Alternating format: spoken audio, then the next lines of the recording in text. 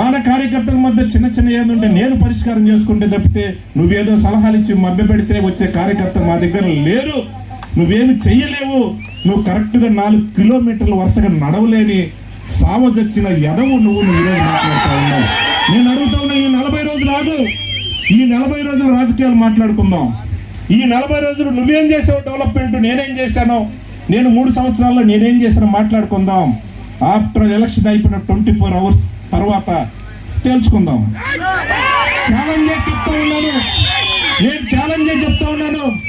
నువ్వు డేట్ పెట్టు, లేకపోతే నేను డేట్ పెడతా. ఎలక్షన్ అయినా పోలింగ్ అయిన గంట తర్వాత ఎక్కడికైనా సరే బలబలాలు తేల్చుకుందాం.